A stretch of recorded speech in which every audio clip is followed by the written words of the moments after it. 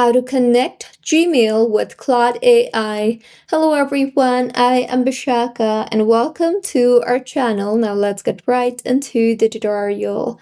Firstly, go ahead and open your preferred browser and then go ahead and open Claude AI and make sure that you are signed in to your Claude AI account.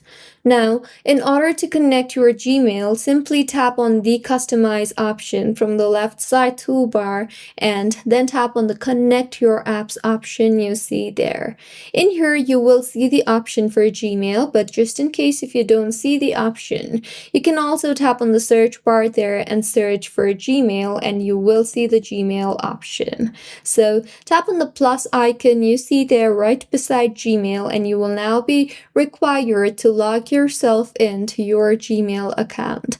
So go ahead and sign yourself in with your Gmail account and then tap on the continue button, and with this, as you can see, you have been successfully connected to Gmail. So this was about how you can connect your Gmail with Claude AI. If you find this tutorial helpful, please like the video and do comment if you have any queries. Also, do subscribe to our channel for more helpful tutorials like this. See you on the next one.